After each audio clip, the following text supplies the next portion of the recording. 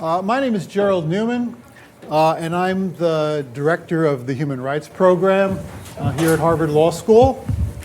And it is my pleasure and privilege to welcome back once more Kenneth Roth, who was the executive director of Human Rights Watch, one of the world's leading human rights organizations from 1993 to 2022.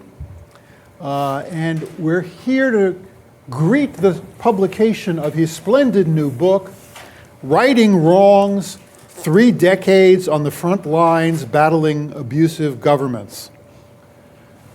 This book might be described as an analytical memoir describing how Human Rights Watch achieved its results, and including chapters that focus on 10 different countries, as well as chapters on more general topics, giving lessons learned for the challenges ahead. We will converse first about the book and then open up to the audience in the room for questions.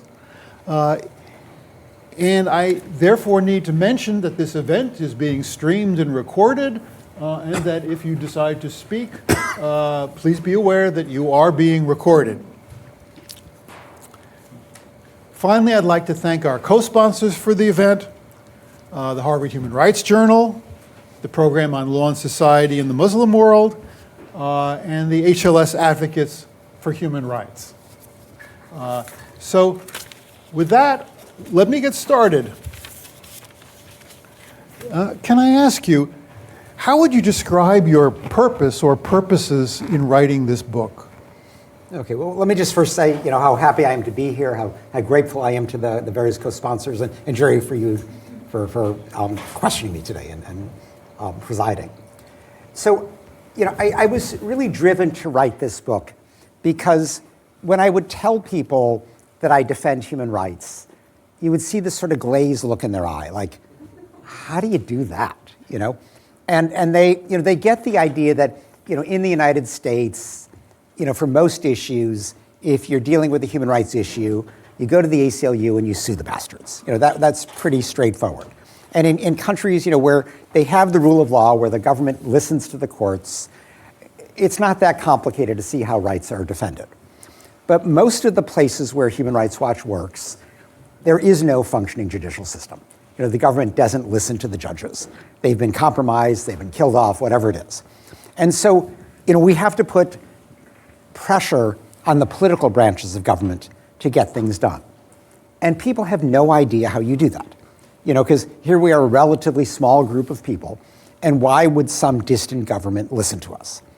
And so what I really wanted to do was to explain that, but explain it, not in a book that's just designed for academics, although I sort of, have to pass the muster of academics, because they're all going to critique it. But I wanted to write for the general public. And so, of necessity, it's filled with stories.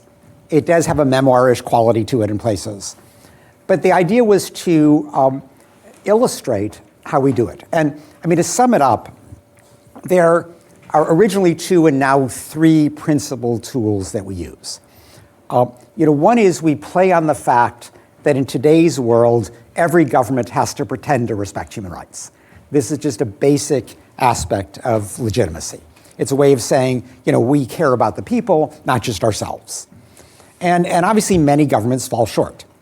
And so when Human Rights Watch is able to send one of our investigators into the country, they often live there, and they can carefully document the discrepancy between this haughty pretense and the often ugly reality, that is embarrassing. It's shameful, it's delegitimizing, and governments really will go to great lengths to avoid that stigma. Always attacking us, trying to say we misunderstood, we were deceived, we're biased, whatever the variation on that theme is. And we sort of welcome these attacks because we're right and they're covering up. We make sure that we're right. And so ultimately we win these battles over the facts. And the government recognizes that they're not going to get rid of all the bad press we're able to generate until they change the bad conduct. And that's when you begin to move them. So that's a big tool. which is really, I think, the oldest tool of the human rights movement as I describe it. The other thing that Human Rights Watch very much pioneered is the idea of going to an influential government that purports to support human rights in its foreign policy and saying, would you use your clout on our behalf with this target government? And here the premise is that, every despot, every dictator, they want something from the international community. And, it could be, just arms sales or military aid, often preferential trade benefits. A lot of times it's less tangible. It's really just, will you invite me to your summit so I can be photographed with respectable leaders and pretend that I'm one too, and show the folks back home. But if we can prevent them from getting it, if we can enlist these, usually democratic governments to say, no, this is a conditional benefit, you've got to change, that's another source of pressure. And then, over time, and this is something that's evolved and is still evolving, we were able to get people prosecuted. And it's, I describe in the book the evolution of this option. When I started, it wasn't an option, and it is still a very limited option. But it is something that is happening, a bit more these days, and I think has potential. So that's, the third tool, because nobody wants to face criminal charges. And by, putting these together and then illustrating how, whatever the problem, there's always some angle you can pursue. If you figure out what's your point of leverage with this government, you can always put pressure on them. And that takes, creativity, it takes persistence. It's not a linear process by any means. You win some, you lose some. But I wanted to show how it often works, and frankly, to spark thought. I mean, not to be prescriptive about saying, follow what we did in this country, but rather, this is the kind of analysis one has to go through if you want to press a government or a company or an institution or whatever your target is.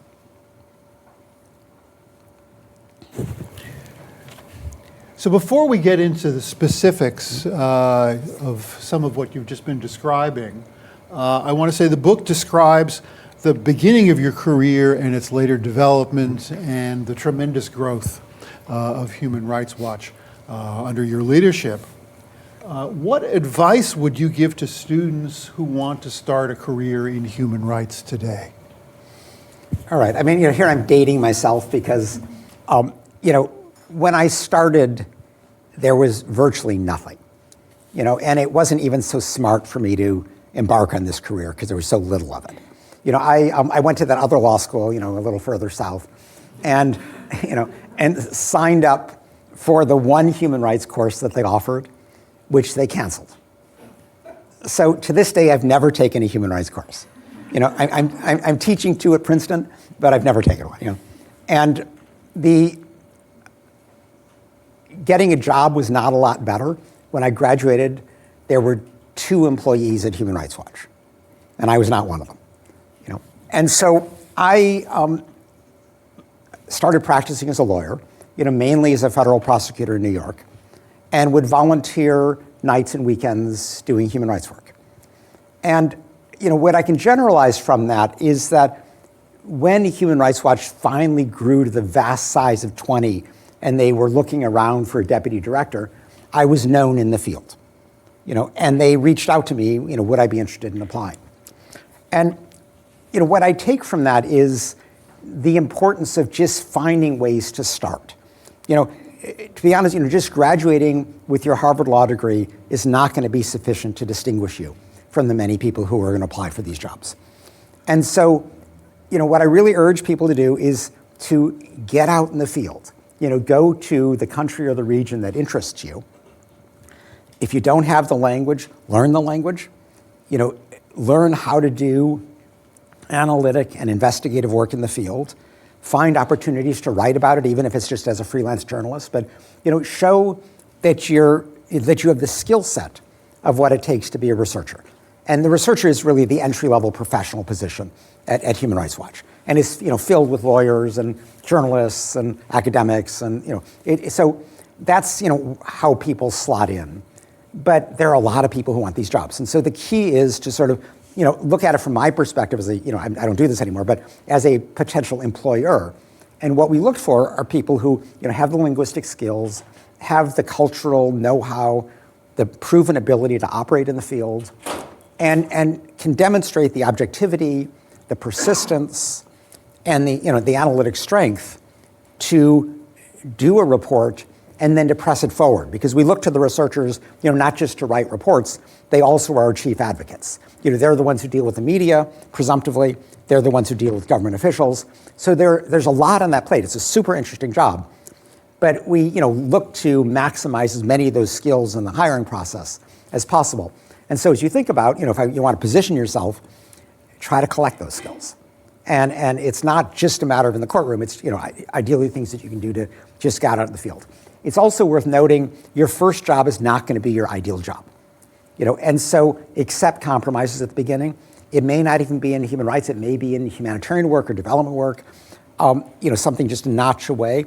But it's think about, are you positioning yourself to gain these skills to then move into the human rights field? So the book has a chapter on China that begins by saying, there is no greater threat to the global human rights system today than the Chinese government under Xi Jinping. Can you explain why you reached that conclusion? Yeah.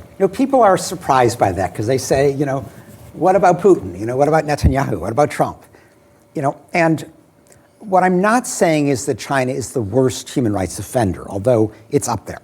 If you look at what China does to the Uyghurs, when you lock up 1 million Uyghurs out of a population of 11 million and basically force them to abandon their language, their culture, their religion, that's pretty bad. It's a crime against humanity, if not genocide. So I'm not minimizing that, but what China does is different from anybody else in that it also is attacking the basic human rights standards that the movement is built on, and it's attacking the ways that we exert pressure. And let me explain what I mean. What Xi Jinping would do is to take these many treaties that codify the duties that governments have toward their people, and he would essentially rip them up and substitute a 3-part test for the defense of human rights. One, are people happy? Which in China is a meaningless concept because there's no independent polling. 2, does the government provide stability? Which in Chinese terms means, just repressive, keep the lid on. And 3, which is what, it's really about, is the economy growing? Is GDP per capita increasing? And he likes that last test in particular because he can say, look, we've pulled, hundreds of millions of people out of poverty. Leave us alone. We're respecting human rights. Now, what's dangerous about that is that the individual disappears. I conceive of rights as defining sort of the rights of the individual against the collective. And what Xi Jinping would do is just abandon the individual and look only at the collective, look only at the size of the economy. And so, it obviously provides nothing in terms of civil and political rights, no opportunity to vote, to speak out, to organize around particular government policies. But it also, interestingly, provides nothing in terms of economic rights. Because what economic rights mean, in essence, is the government using available resources to progressively improve the lot of the worst off segments of society? And he doesn't want those questions, because then you got to start asking, well, how are the Uyghurs doing? Or how are the Tibetans doing? Or how are rural Han Chinese doing? And the answer is not so well. So he really wants to just have a discussion of the size of the economy. And this is, a radical dumbing down of human rights standards. This is, basically eviscerating the standards.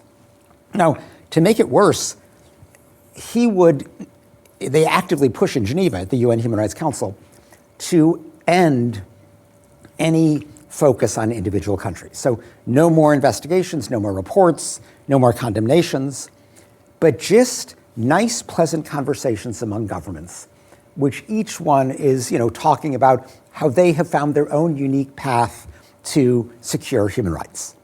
So it's, utter deference to whatever governments decide they're going to call human rights, no pressure whatsoever, just nice chit-chat.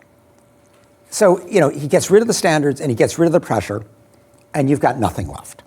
And nobody else is attempting this. I mean, this is, Putin doesn't get into this.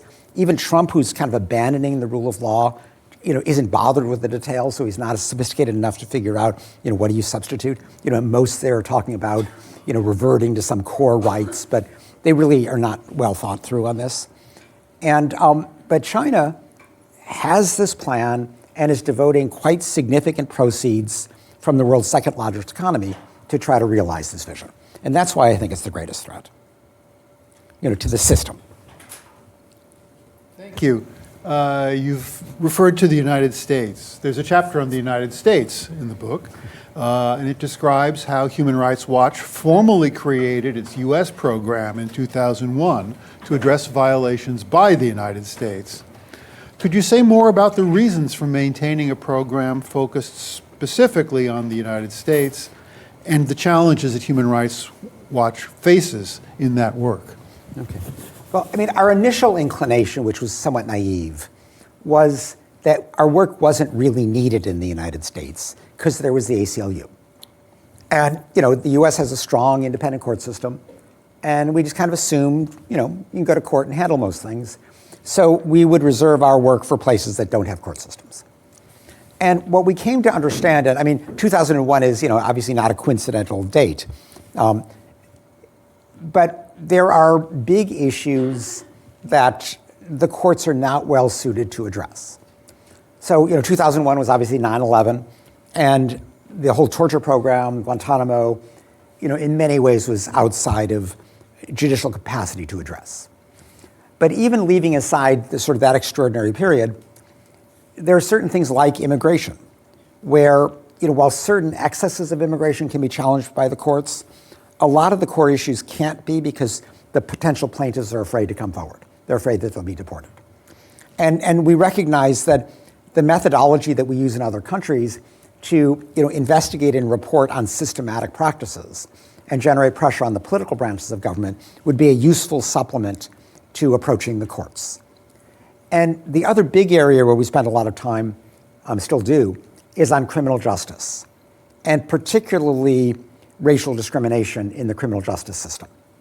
Because, while if you're an individual defendant, odds are you get a reasonably fair trial in the United States. So we're not trying to challenge, the nature of the jury trial. But if you look at discrimination that may occur in police practices and deployment of police resources, in, the setting of bail, in prosecutorial discretion around plea bargaining, and even, in many respects, how you're treated in prison, these are very difficult to challenge in court. And again, it's a useful supplement, if not essential, to be able to document the systematic practices and put pressure on the political branches of government to address them. So that was, that was the theory. And it's this, kind of reporting methodology is now increasingly adopted by even litigation groups as a supplement. But it was, that's what led us finally to start the US program.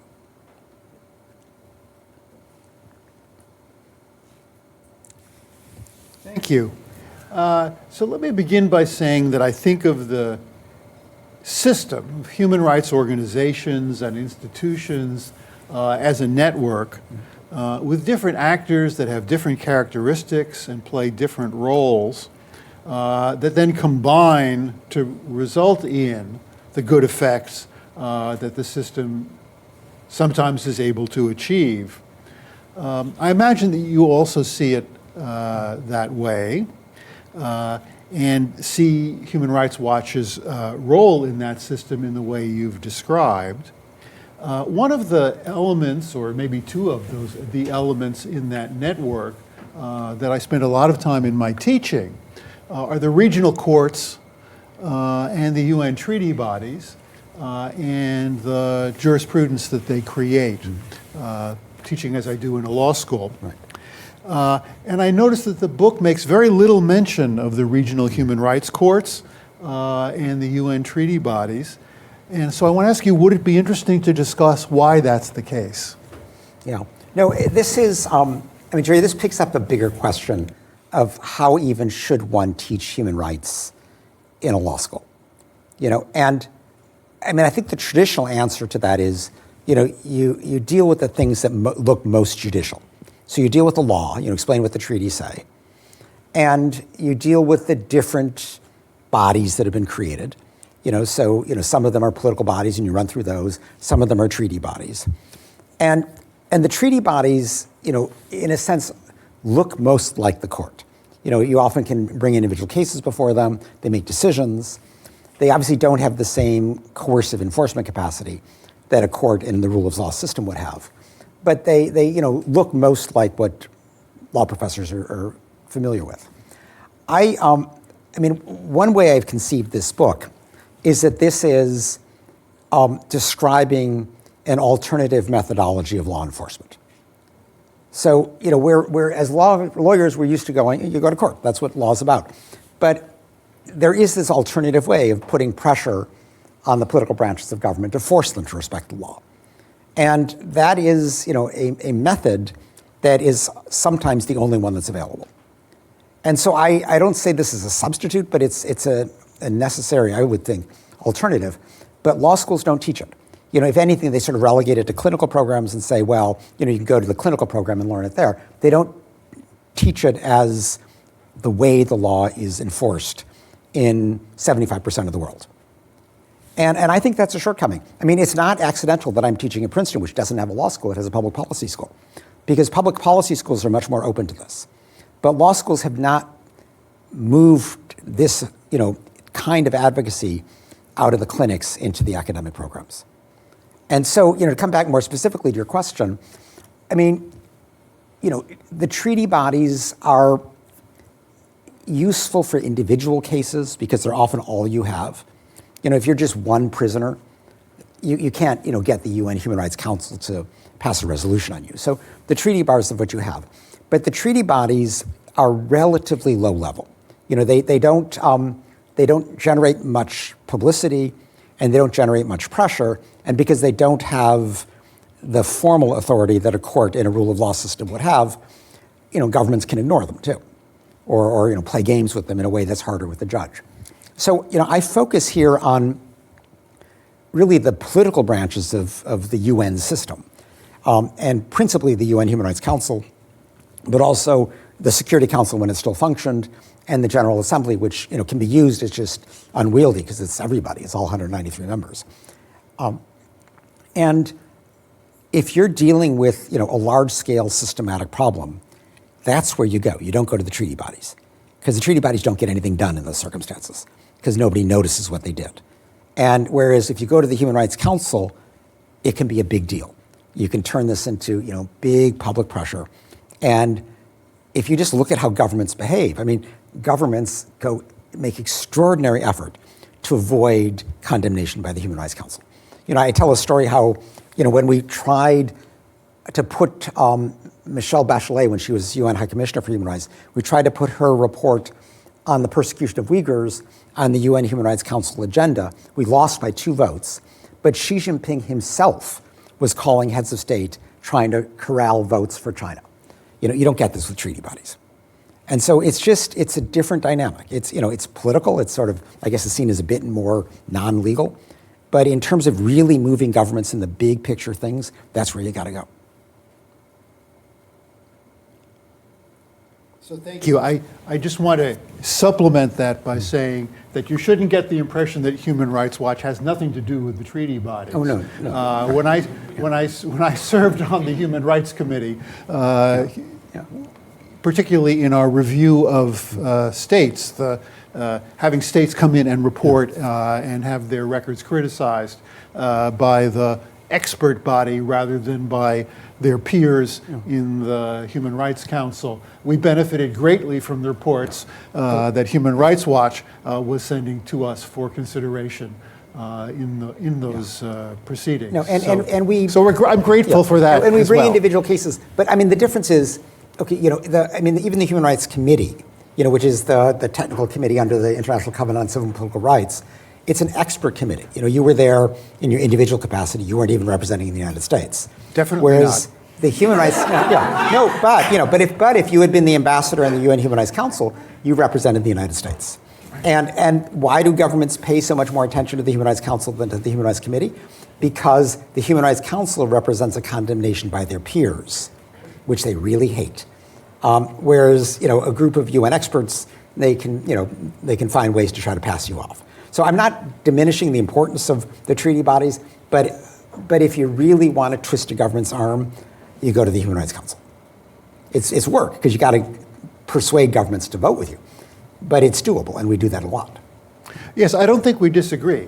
I started this by talking about a network in which different actors have different roles and bring different attributes to the process. And the attributes that the experts in the treaty bodies bring have their own uses that are different from the power that the states in the Human Rights Council bring.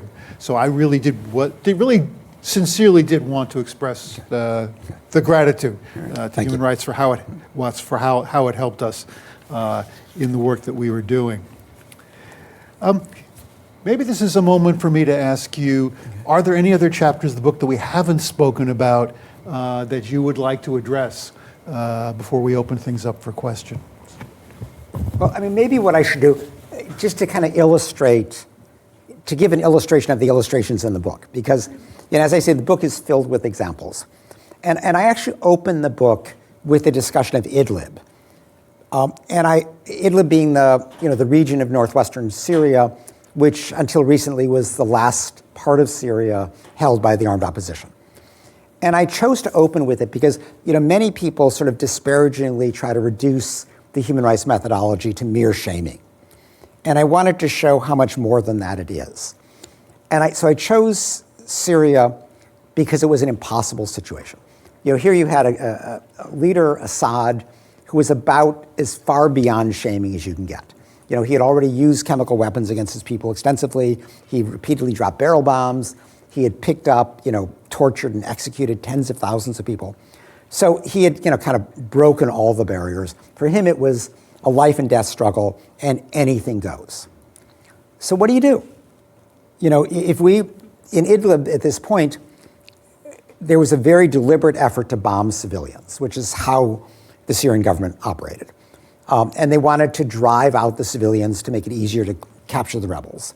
And so they were deliberately targeting hospitals and marketplaces, schools, apartment buildings. It was a complete war crime strategy. And Human Rights Watch did publish on this, and we did a chain of command analysis and everything. But to say Assad is bombing hospitals, people say, well, what else is new? So it wasn't going to be enough. And we then, as you do in any situation, you say, well, what does Assad care about? And what Assad really cared about more than anything else was Russian military support, which had begun in 2015 and saved him from being overthrown. So we thought, okay, we're going to go after Putin, which at that stage wasn't so crazy. It was before the full-scale invasion of Ukraine, and Putin at that point still cared about his reputation. So this was under Trump, so forget going to Washington. We decided to focus on Germany, France, and Turkey as the three governments that Putin really cared about. And so I personally spent, repeated meetings with Merkel, with Macron. I didn't meet with Erdogan on this, but I met with everybody around him. And it took 2-3 years of, meetings to kind of raise it on the agenda, very deliberate outreach to the media in Berlin, Paris, and Ankara to make this a public issue in these countries. And ultimately, it took a few times, and there were actually a series of meetings between them and Putin, but ultimately, in March 2020, Putin agreed. And the bombing stopped. And it stopped for 3 years totally. It picked up a little bit then, and now, Idlib is where the HTS rebel group came from that in December overthrew Assad. So it basically stopped definitively. And, what I meant to illustrate here is, even the incredibly hard situations, if you figure out the angle and, really push it persistently, you can make a difference. And in this case, it was a life and death difference for 3 million people who had been living in terror of being bombed, day and night, and suddenly didn't have that anymore. So, and the book is filled with examples like this, but I chose that just because it shows sort of the multifaceted nature of what the advocacy requires. It is, it's not a quick thing, and it requires really reaching out to allies. I mean, I described at one point, I was meeting regularly with the Iranian foreign minister, who is somebody I just developed a relationship with and who was a straight shooter and was helpful on Idlib. I would meet with, Turkish security officials in Qatar. I mean, you kind of pursue whatever angle you can, and ultimately it paid off. So I could get into many stories like this, but that's the kind of playing out of the methodology that I try to describe in the book.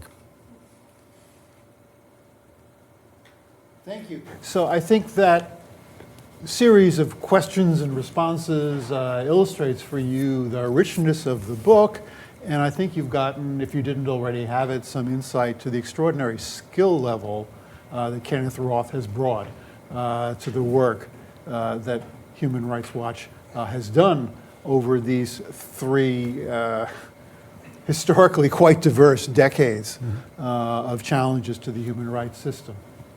I think we're ready now to go to the floor, and as you can see, he's ready to answer questions.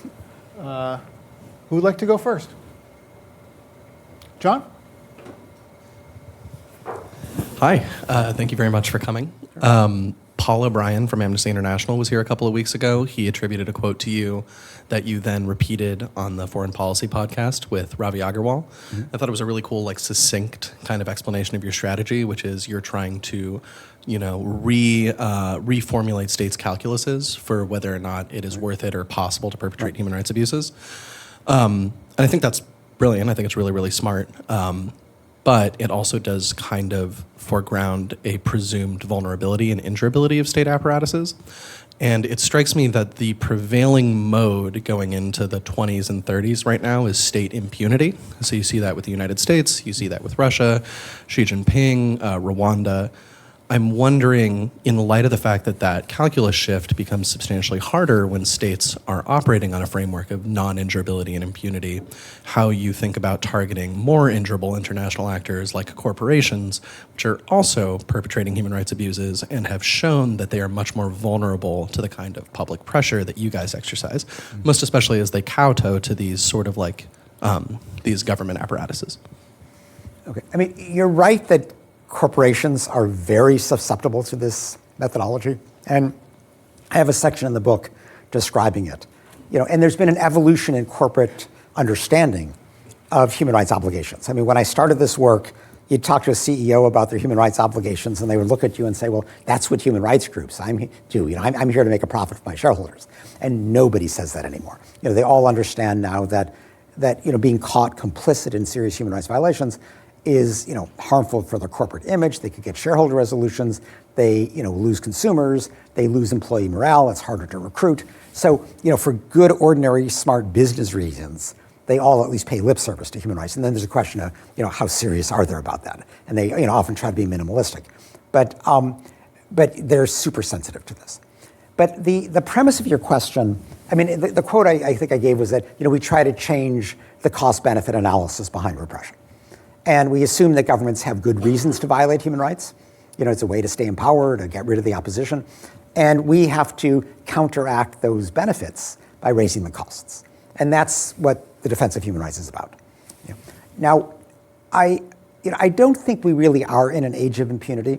I think we are dealing with a series of governments that, obviously the US government, there's been a dramatic shift.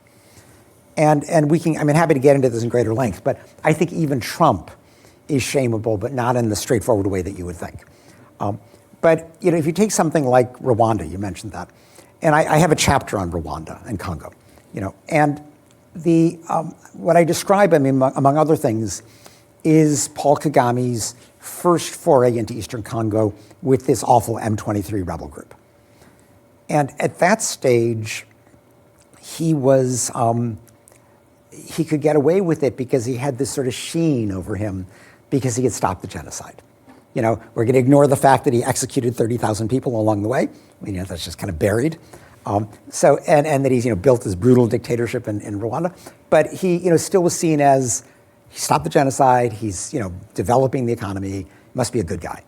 And so when he invades Eastern Congo to get its mineral wealth, And Human Rights Watch has an office in Goma, the principal city in eastern Congo, and we documented the Rwandan military support for the M23.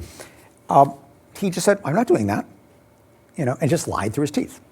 So, we did another report, and he lied again, And so it took the third report for finally everybody to realize that we were right and he was lying. And then pressure was put on him. And we were able to get John Kerry, who was the US Secretary of State at the time, and William Hague, who was the British Foreign Secretary, to personally call Kagame and say, we are cutting off your aid if you don't stop the M23. And the M23 crumbled in like 3 days. I mean, it was immediate. Now, that was the state of affairs for about 8 years. The people of Eastern Congo were not preyed upon by this awful group. Now they're back, and Kagame's doing it again. Now, why does he think he can get away with that? He spent the last decade trying to make himself indispensable, trying to achieve this impunity that you described. And, the most positive thing he did was to put peacekeepers very effectively in northern Mozambique. He's built the biggest conference center in sub-Saharan Africa and hosts these conferences. He was offered the prior British government, I'll take your asylum seekers. He sponsors Arsenal. If you see, my son wears, visit Rwanda on his jersey jacket. It drives you crazy. But so this is, he's trying to insulate himself. So this time he's facing condemnation. Governments are slowly moving to cut aid, but slowly. And what's interesting, there was just, if you're reading the Times this morning, there was a, Congo just commuted the death sentences for 3 Americans. And what that is about is they see that as a prerequisite for getting Trump to pressure Kagame. And so I still think Kagame can have his arms twisted. But governments have been more reluctant because he's made himself more indispensable. So I don't think we are in an age of impunity. We're just in an age where we have to, come up with new partners. You can't go to Washington to get most things done. You got to put together coalitions. But we did this. Last time Trump was around, we worked around him. And we built coalitions and still got stuff done. Just one example, we got Maduro in Venezuela condemned by the UN Human Rights Council, which never would have happened if Trump was taking the lead, because it would have been seen as Yankee imperialism.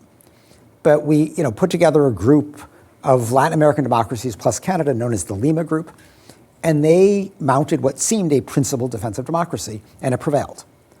And so you just have to do things like that. They're doable, but you got to figure out who's going to substitute for Washington. Question in the back there. Is it?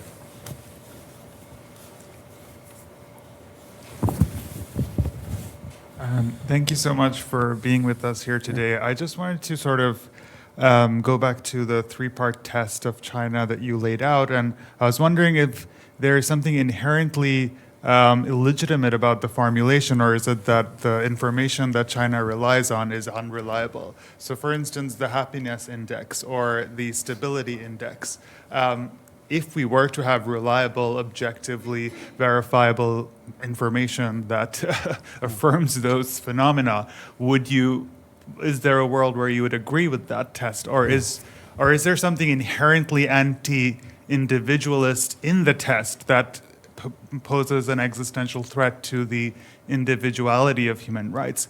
And if so, why is individuality per se worth preserving when perhaps collectivist conceptions of human rights could secure these 3 important social goods?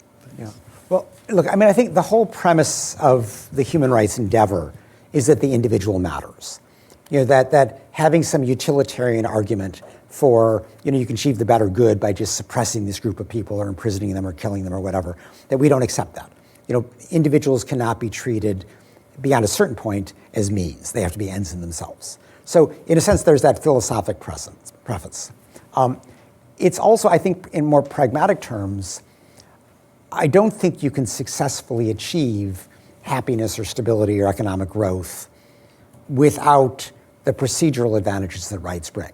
Because every once in a while you can have the benevolent dictator of Lee Kuan Yew is what people always mention. But essentially unaccountable governments tend to be self-serving. They tend toward corruption. They tend toward economic mismanagement. And it's extremely rare that an autocratic government, so one that really ignores human rights ostensibly in the name of the collectivity, gets beyond middle income status. And China still has not done that. I mean, I think, an interesting test is, China has gotten up to a certain point, but they have not broken through this middle income barrier that typically impedes autocratic governments. And it's interesting to contrast that with Hong Kong and Taiwan, which are the two parts of China that did have more freedoms. And they have far surpassed mainland China in terms of economic progress. So I think that there are these more pragmatic arguments for why rights are the best way to get a government that actually serves the people and not itself. So that's more of a pragmatic argument, but I think in the end it really is a philosophic premise that it's the individual that matters, and even if you come up with some utilitarian argument for why everybody's happier by just persecuting these people, you don't do that beyond the limits of human rights.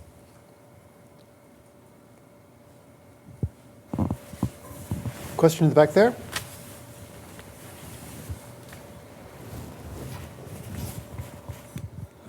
Thank you very much for your presentation. My question is, what was your biggest moral qualm or moral dilemma that you faced as a director of Human Rights Watch? Was it engaging a government that was really disingenuous about its human rights obligations or something of that? Yeah, I mean, that happened all the time, and there was only one. I would meet with anybody, and because, when you go into a meeting with the head of state, there's a basic decision you got to make is, can I turn this in a constructive direction and nudge the person toward doing the right thing? And those are the best kind of meetings. But, there also are just pure thugs, who are there, who, want to use me and have no intention of making progress. And even those kind of meetings I felt were useful because, classically they would surround themselves by sycophants. Nobody dares give them bad news. And they have some facile justification for why their repression is good for their country. And so, I had the privilege of going in there and not worrying about being locked up. So I could speak the truth to these people. And the main thing I tried to accomplish in those sorts of meetings was to shake them up, because I wanted them to realize that the sort of delusional self-justifications that they'd concocted didn't persuade us. That their little coterie may pretend to believe it, but that the world doesn't buy it. And that, they shouldn't think that this is a defense that's going to work. And so, if I can shake them up, that, again, makes them more susceptible to the kind of pressure that we would exert. There was only one meeting that I didn't take, and it was with Assad. And I still regret it, to be honest. But he was open to the meeting, and my staff didn't want me to do it. They were afraid that he would just, he would use the meeting and could portray it as somehow legitimizing him. And my take was, look, it'll take 1 day to drive from Damascus to Beirut. We can hold a press conference in Beirut. We can counteract whatever spin he tries to put on this. It's not going to be a problem. But the staff was just too nervous, and so I didn't do it. But my presumption is to go into these meetings. And, sometimes surprising things can happen. I mean, I tell a story in here about meeting with the military junta that was running Egypt right after Mubarak fell. And they were, in classic fashion, they thought if they could just yell at us, that they would scare us into sort of backing off, And so it's, one of these meetings where they explode every once in a while, and get all outraged. And you just sort of roll your eyes and go on to the next issue. But at one point they brought up, at this stage, they were, arresting many people in Tahrir Square, and they were giving the women virginity tests, which are incredibly, intrusive, demeaning, utterly pointless. And so I pressed him on this. And I said, why are you doing this? And he said, well, we have to make sure that this is a precaution against rape while they're in custody. And so I said, oh, you mean so women who've had sex can be raped? And he said, oh, I hadn't thought of that, and was so embarrassed, he actually then conceded in the middle of the meeting that they would stop the virginity tests. And so the next day we held a press conference to lock it in, And so sometimes you can get stuff done in these meetings, but a lot of times it is just to shake them up. I mean, I tell another story, which is sort of a funny story, but when Gaddafi was still in power, and he was trying to clean up his act. And so this is, a brutal government. But he stopped his nuclear program, and he stopped supporting terrorism, and he paid off the Lockerbie victims, and he was doing a lot of the right things to, I think, avoid being invaded and to try to get Western investment. And his big problem was his human rights record. So he invited us in, and we, I didn't do this, but our team was in the prisons and talking to people. And the deal was that the condition for us getting in is that we would present the report to the government before releasing it. So I went to Tripoli for that. And I, walked into the meeting with a bunch of, minister types. And again, they were outraged. You so misunderstood our country, this is completely wrong. And they went on and on and on and on. And I kind of let them go for a while. And finally I said, you don't seem to understand. We are releasing this report at a press conference in Cairo like 3 days from now. The journalists are going to ask us, how did your meetings in Tripoli go? And I can say they were terrible, all they did was yell at us. Or I could say they were constructive and they promised the following reforms. Which should it be? And they were like, oh, And so they said, we got to consult with our superiors. So we went back to our hotel, next morning, woke up, sitting around all morning, and finally they called us and said, we will see you. And we walked in, and it was like a different government. They had all these piles of folders on the desk of different prisoner cases, and we're very open and we're apologetic. There's a misunderstanding. And we said, here's the list of 171 political prisoners you have. We want them released. And within like 3 weeks, they were all released. So even kind of in a hostile situation, if they realize that they can't bludgeon you, you can get stuff done. But it's a matter of kind of working through the gameplay. Right there, this one. Gentlemen, Mr. Roth, thank you so much for your incisive insights. When we think of the rule of law, we often think of it as the law for individuals. And I quote Nicholas Politis, but then we're inspired by Immanuel Kant, Aristotle, to further distinguish based on the construct of dignity. And it is this construct of dignity that often separates the beings, people like us, from the beasts. And so when I ponder on dignity, I think of how it's sometimes not appropriately codified, incorporated, highlighted in many constitutions, and perhaps maybe even the US Constitution. But its presence, its omnipresence rather, is reflected in the Mexican Constitution, Germany, Belgium, and so on and so forth.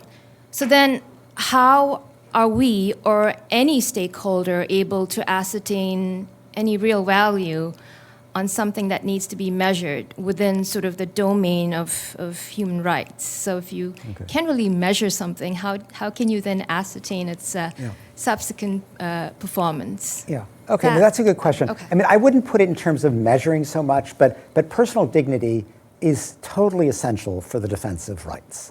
Because, if you just have an abstract law, I mean, it's, there's no person in that, it's just, an abstraction. And obviously, if you're dealing with litigation, there's a person before the court, and so, that personification of what's at stake does bring the dignity into it. But if you're dealing, kind of the more systematic level that we tend to operate at, how do you keep the individual center?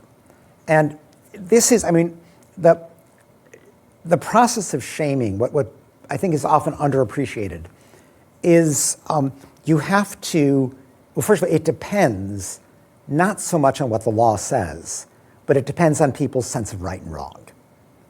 So, I mean, the law matters in the sense that, if you walk in and you're meeting with the government and they sort of say, well, who are you? You can say, well, I'm just, I'm holding you to these standards that you signed on to when you ratified this treaty. That's who I am. But when it comes to generating public pressure, if you sort of shine a spotlight on governmental conduct and people look at it and say, that's not so bad, you don't get anything done. And if you cite a treaty, it doesn't change anybody's mind. So what you have to do is to build up that public morality, that sense of right and wrong. And the way you do that is by introducing dignity, by introducing the human being. And so that's why human rights reports are case-centered. They're not statistical analyses, they're not abstractions, they talk about what happened to individual people. And these days they visualize it as well with videos and the like. And that is a much more effective way of reinforcing this public sense of right and wrong, which is the essence of our ability to move governments.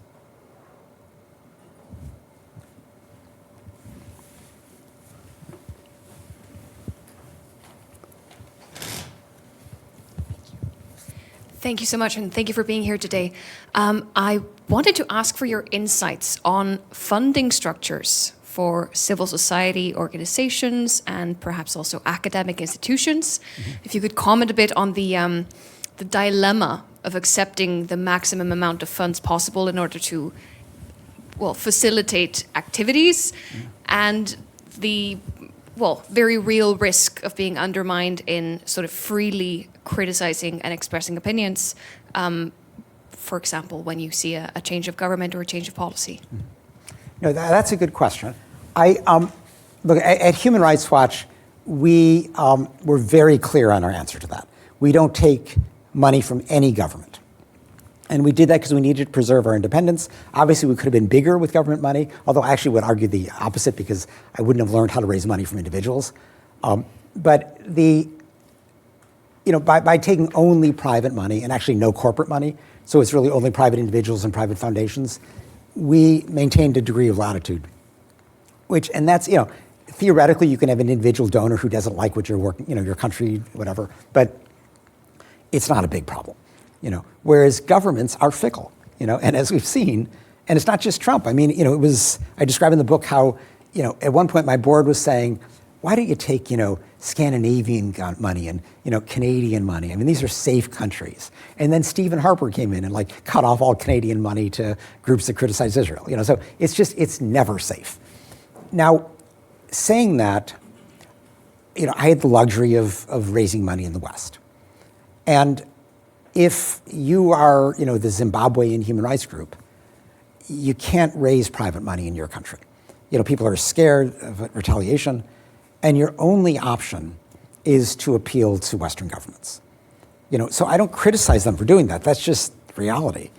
And then when, Trump cuts the USAID portion of that, which is, a significant percentage. I mean, I've been dealing with a group of North Korean human rights activists who were funded 90% by the US government, all of which has just disappeared. So I don't know that there's a structural way to avoid this. It is an argument for diversification, and there is one group called the Fund for Human Rights, which raises private money in the West to distribute to groups in the global South. That's a nice thing to do, but most of these groups really are dependent on government money.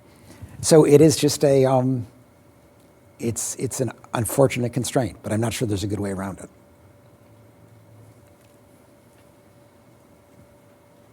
So as you've heard, that's in the book. How did Human Rights Watch decide how to spend money, and what problems did that lead to for them? I think we have time for one more question. There's a hand that enthusiastically went up when I said that. So enthusiasm wins. Thank you so much for coming and for your presentation. I'm just wondering about what I heard. Basically, you explain about the importance of individual right. I came from Indonesia, who was colonized, so there have been a lot of critique about human rights mechanism and human rights system under the conception of TWAIL and decolonization in general. What do you think, based on your experience in Human Rights Watch, while working in the states that have been colonized before? Since what I understand from the importance of collective rights is basically getting control over our natural resources and getting control over the way that we govern our country, which, it takes years. And then I'm just wondering, what do you think about decolonization in general? What kind of conception of rights? Do you have any critique? Or, your experience from working in that? Yeah, I mean, as you know, human rights law speaks to this kind of, in that, both covenants have reference to the right to self-determination, which is, a nod toward decolonization. The only difficulty is it never defines what the self is that's getting determined. And so you can quarrel about that. In Israel-Palestine, is the self from the river to the sea, or is the self, Israel and Palestine? And there's not a clear answer to that. The ICJ is now given an answer to that, but that's a difficulty. But I think, speaking more practically, in a colonial situation, by definition, people don't have the capacity to influence the government that's making the bulk of the decisions about them. And that's what's wrong with it. Democracy, which is really kind of the sum total of most of what's in the Civil and Political Rights Covenant, is essential. And that's, that's a big part of what Human Rights Watch focused on. So there's no question that is, very important. And I can't, think of a colonial situation that hasn't been exploitative and demeaning and ultimately undermining of even very practical rights of the people there. Well, that brings us to the end of our time here. If you didn't already know when you came here, now maybe you now see why I started by saying what a pleasure and privilege it is for me to be able to welcome back Kenneth Roth. Please join me in thanking.